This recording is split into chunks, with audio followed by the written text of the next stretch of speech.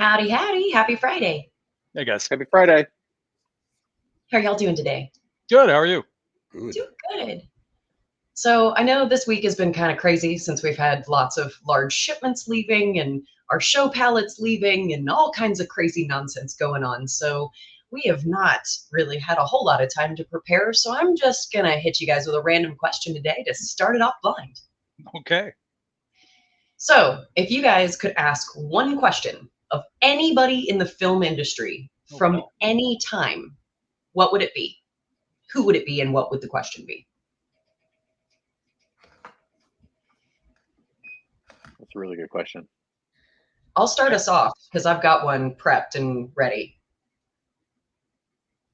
Okay. So my one question you would assume I would be going back to like talk to Ginger Rogers about, dancing backwards in heels with Fred Astaire or anything like that. No, I want to talk to Brendan Fraser after the day that he almost died on set during The Mummy. And I want to know why he was able to get back in the reins and continue acting from there. So if you guys didn't know this story, in The Mummy, when he is hung, like at the very beginning of the movie, within like the first 10 minutes, he was supposed to have a stunt rope around his neck, and the stunt rope malfunctioned, and he literally is dying as you are seeing him struggling with the rope around his neck. And so you kind of can start see his eyes starting to bulge by the end. And when they cut, obviously it was like, oh my fuck, he's not breathing anymore. So we'll have to cut that. But ultimately, I want to know how on earth he had the nerve to get back into acting. After something like that happens, how do you just pick yourself up and go, yeah, I'm okay, we can keep filming? I think that paycheck's a big motivator. You could deal with a lot of suck. That's method acting. Yeah. Daniel Day-Lewis dies like 7 times per movie. It's just part of it. Yeah. He was like, that was great motivation for my character. Thanks, guys. I was that into it, for that check. So. We don't know if he maybe took some guys aside, like, hey, you guys almost killed me. Like, I'm going to keep doing this movie, but not with you. Yeah. I don't know. I don't have the confidence. And he's like, this never would have happened on Encino Man. Right. On George of the Jungle, they were professionals. And Blast for the Past. I just didn't have these concerns. I love that movie. You are no Pauly Shore, sir. I say that like it's a bad thing. And I bought Blast for the Past off Amazon love that movie. 3 weeks ago. I love that movie. It's a great movie. So he was in no peril though. He was pretty safe in that one. Yeah. I can't think of a question for any actors, Amy, that aren't. I can't think of anything that's even PG-13. Okay. I'm just going to take a pass. I'm going to take a pass on this one. Yeah, no, I'd probably go back in time to talk to like Boris Karloff, like Lon Chaney in that golden age of Universal horror films. I don't know what I'd ask him. Now I feel bad that I didn't. I'm not of deeper intellect that I didn't think of that. That's a great idea. You wanted to go back on the set of George of the Jungle and ask Brendan Fraser if those are real monkeys or not. One thing has really bothered me for 27 years. Your wish is granted. I've lost sleep over this one. I've carried the heavy weight of this question. I've been very confused. Now that I'm thinking a little more, I'm being a little more cerebral here. I want to go back and ask The Rock if he really was half scorpion at the end of the Mummy. No. I was going to go all the way back. I guess thinking it through, it would be fun to go. Not so much an actor per se, but I'd like to go back and a conversation with Walt, a conversation with Disney about a great many things pertaining to animation, and just to be there in that genesis, that early thought process of everything that went into early Disney studio stuff. So, yeah, on light evaluation, I would go that route. So thank you, Tyler, for bringing us back on track in a mature way. My mind was going in a bad spot.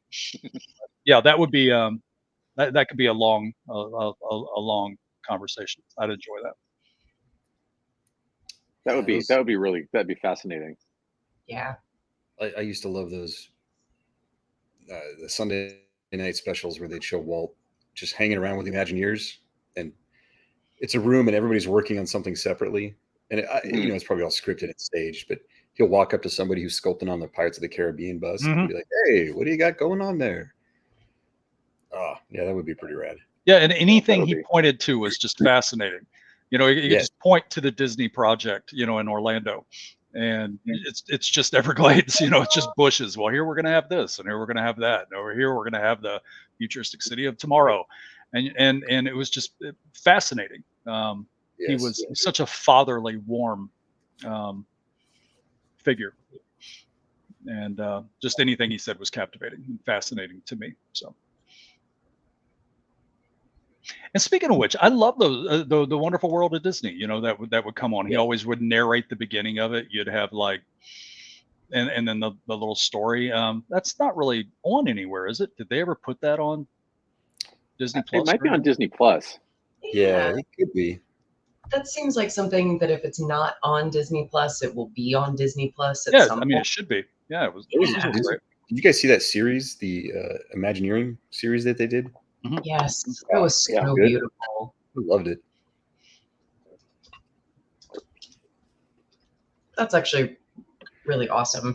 I think I would need more than one question for somebody like Walt. Maybe a bottle of something and okay, we have until the very end of this. We're just going to drink very slowly. I think. Yeah, if I try to think of an actor question, just isolated on set somewhere. Yeah, I go to just odd places with that one. It doesn't have to be an actor, though, does it? Well, I changed it. I mean, I went back. I was going to say it can be. I altered it. Anybody. I would like to go back to 1975, 76 at the Van Nuys ILM warehouse, and just hang out with the model makers, and they're making the X-wings, they're making the Millennium Falcon. Yes. I wonder if that would be awesome or hugely disappointing. What, in that you see how the sausage is made? And no, because I used to drive Phil Tippett to the airport, and I worked with a lot of those guys, and you'd be like, what was it like working on The Empire Strikes Back? What was it like working on Star Wars? And they're just like, job. Yeah, for them it was definitely a job. It's just it's a job. I worked with a guy who did some animation, did 2D animation for He-Man, the Masters of the Universe. And I'd be like, oh, what was it like working on He-Man? He's just like, it's fine. It's actually, he's like, yeah, when you're in it, he's just like especially on Star Wars, he's like it was just a job. There was nothing special about it throughout all of production. And then I was even shocked too when they said Empire Strikes Back. He said they weren't even excited on that because there'd never been a successful sci-fi sequel, and they're kind of Star Wars did well, but there's never been a decent part 2. So they're all still like, ah. That's why I'm fascinated about 75, 76 era, because it was just a job. They were working on it, and they had no idea that it was going to be as big as it was. But they were still man, I like the idea that they were making these models with that lived in kind of look. Everything was beat up, and it's like they were really allowed to let go and do some really wild stuff with it. Yeah, I think George gave them a lot of freedom. Yeah. But a lot of those guys were just old hippie artists that lived in the, houseboats and stuff. Oh, totally. So it was a total misfit paint rat rods on the side. Yeah, I think Dennis Muren had come from I can't remember the studio name, but it was the studio that did the stop motion the little puff, the guy. What's his name? Stay Puft. Yeah. No, not Stay Puft. The Pillsbury. Sorry. Yeah, so Dennis Muren had come from that, and then there was Phil Tippett who kind of been doing his stuff, and then it was just kind of their friends, kind of people they knew that they'd picked up. there's that other great series on Disney Plus specifically about ILM and how it got started, and they go into a lot of those early years where those that's guys really from, good. Yeah. what they were doing and how they got called. Like, hey, you want to come work on this? I don't know, Space Wars movie, whatever. And then he's like, yeah, okay, sure. Yeah. Well, they all said like there was no work then. Like there, you know what I mean? They weren't like pulled away from other jobs. Yeah. There was just like nothing else going on. You know, between Harryhausen and Star Wars, there was really no stop motion anywhere. In fact, the only place where I could think of a lot of stop motion was on Flesh Gordon, and that's why like a lot of like high level animators worked on that under assumed names because there was no other jobs. I think they mentioned that in that special too. Yeah, they might. That holds actually a very special place because they don't talk about that much when you're at ILM. But like everyone there, like if you mention that movie, people will be like, "I got the VHS right here." So I think like a lot of those old timers worked on that kind of in secret. Yeah. Yeah. And so when I got to go to that Greg Jean auction at Heritage, he had several of the pieces from. Oh, he had the blasters. Yes. And so I posted those on my personal Facebook and had several of my friends from ILM come out of nowhere and like, where did you see that in person? Like, what? Why are you asking me about this movie? Like, it was fantastic. No, I worked with the guy who wrote that movie's son for a little while. Oh, cool. Yeah. It's amazing how much stuff Greg had. I've got a buddy who had pictures of just portions of his collection spread out in his driveway. I mean, this was like 25 years ago, and amazing how much stuff was out there, especially like lots of 66 Batman stuff, that sort of thing. But the things you didn't see that we ultimately, come to find out that he had the Star Wars stuff. Just like, wow, that's where it was all these years. That's where it was hiding. But the Lost Red 5. Yeah. Is that what it is? The Lost X-Wing? Yeah. I believe so. But I think a lot of that stuff's still secretly in crew members' closets. They're like waiting, they're just waiting until the statute of limitations is up to throw those things. Because even Anthony Daniels just auctioned off his C-3PO head. Yeah, I saw that. He shouldn't have had that. Like that wasn't. Yeah, that walk off the set in his lunchbox. Took that home one day. Like that wasn't part of the deal. Like you don't get to bring stuff home, especially with George wanting to create such an archive. Yeah, that was good. That shouldn't be there. Yeah, back to Jared's point. That time just so innovative. And we haven't even got. We could kill hours talking about everything that Dykstra did that was so innovative with camera work and that sort of thing. But not just in special effects, because that was also the era of when Dennis Muren was winning Academy Awards like crazy, and that's when Rick Baker was also on his huge tear of success. Yeah. And so there was a lot. That was an interesting time to be in like visual effects and makeup, because everything was groundbreaking. It's not like after the digital age where it's like it's just new techniques in an established category. They're actually creating. Like we don't know. We need this shot done in 2 years, and we don't know how we're going to do it. But in 2 years, we should have it figured out. Yeah. Yep. Yeah. But anyway, so it's a good answer to that one. Amy, were you gonna say something else? Sorry, I cut you off. I felt like. Oh no, I was giggling. Oh, okay. All right. Amy's just going back through her Flesh Gordon photo archive. I will be sending Sean some photos so he can. She has the best collection of continuity Polaroids. She's been sitting on that prize collection. Well, and if you guys remember during the time of that auction, we were thinking about putting a proposal together for Paramount. And so since there were so many different Star Trek items, most of the time that I spent at that auction was doing like really close-up cataloging of all of the Star Trek stuff that, I love because I'm a huge Star Trek nerd, but, it didn't really help us very much, but I'm really glad that I can suddenly provide several photos for something that we're actually talking about. That'll be fun. And then one thing does tie it, something that ties it back to us. So we were talking about how jaded some of those guys who worked on set, especially the prop makers. And, we run into this all the time. I mean, you guys heard me ranting about this. So for years, I don't think we mentioned this in another video. Maybe we did, but who's watching?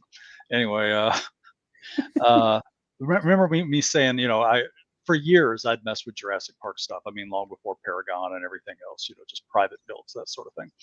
And I had given up on thinking I'm ever going to run into the prop maker or the studio responsible for making the cryo cans in particular.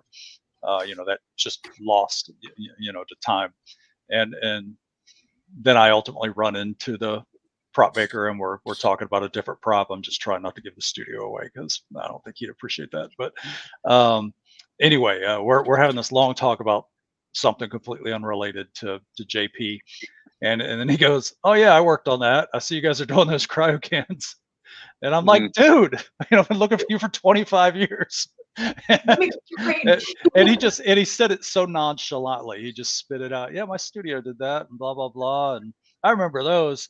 And then I'm although we handled the original and everything, or one of the originals, and I'm wanting to go deep and really talk about this and nerd out on it. And he's like, "Yeah, I don't remember." He couldn't have been more flip about it. He's like, "Yeah, just a job." Dude, that's how the He-Man guy was. I would go up to him and sometimes be like, "Bro, draw me He-Man." And he's like, "I forget how." I'm like, you did not forget how to draw He-Man." Yeah, that was kind of it. I'm trying to pull it out of him. It was like a bad interview, and I'm like, "Dude, but on this part, such and such, and how it does X, Y, Z. Did you guys mean for it to do that, and then it just didn't work, or yak yak yak?" And he's like, "Yeah, I don't remember." And I'm like, "Oh, I wasn't paying attention." Yeah. There was a guy who he told me a story about it. He got a tour at ILM like back in the 90s. This is before you could really go in and see a lot of cool stuff there. And I forgot, it might have been Lauren Peterson, the model maker. Yeah, that would have been Lauren. Yeah, he was there, and that was the guy's contact. And Lauren said, "Yeah, meet me in the lobby, and I'll take you through, and take a left at the laser sword thing." And he's like, "Laser sword? You mean a lightsaber?" And he goes, "Yeah, laser, whatever, that thing." It's like they. It's funny actually. As Rylan was saying, I always kind of get up to like get stuff that's relevant to what we're talking about. There you go. I got to meet Lauren a couple of years ago, and so Lauren designed the Slave One, and so I brought my Kenner Slave One. You signed it, so he signed the inside panel. Yes. That's so great. And so I bring it up to him, and I'm like, "Could you sign this?" And he's like, "Oh, what is that?" It's like, it's the Slave One, dude. Is that from Star Wars? Yeah, and he's like, "Oh, is this one of mine?" It's like, yeah, I can't think of how many times that's happened. Yeah, I can't think of how many times that's happened where I've bumped into somebody and I'm like, and this, and I'm just going deep on it, just all hard and just to be dismissed. They're like, "Ah." Yeah, I don't remember. Remember when there was that whole thing about like, are the stormtroopers goggles like green or black, and then go and ask like the dudes at L Street, and they'd be like, "Were the troopers' eyes green?" And those guys are like, "I don't care." Yeah. No, we use whatever. Like it was whatever color that was in arm's reach. Yeah, my buddy who went there, he was like so flustered by the fact that he called it a laser sword. He's like, doesn't he? He worked on it. He doesn't know it's a lightsaber. That's just. I think he's probably just being like cheeky at that point. Could have been, yeah, but it was funny. Yeah, the laser sword.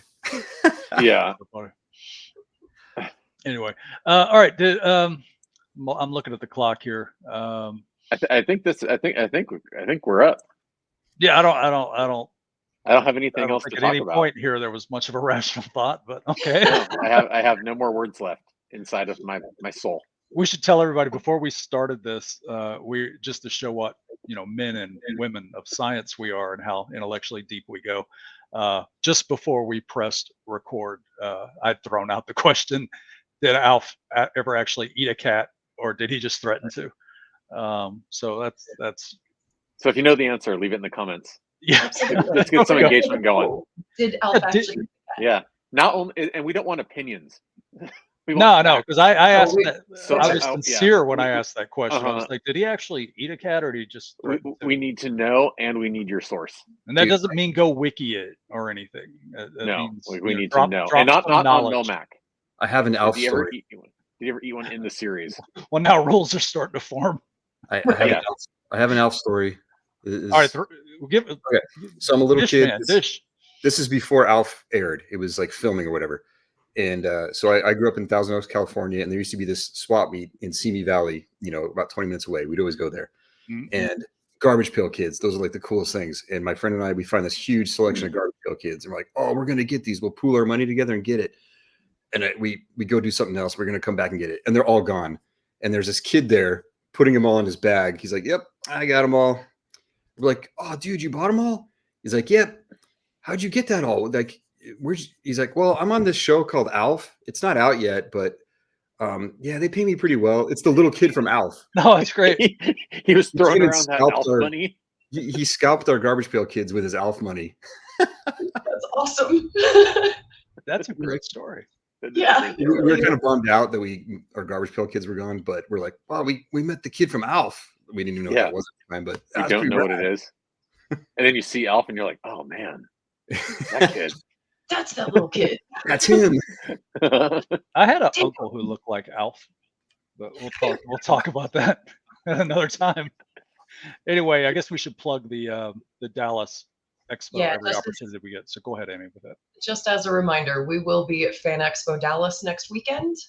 If you guys are in the Dallas-Fort Worth area, come by the K. Bailey Hutchinson Convention Center and see us.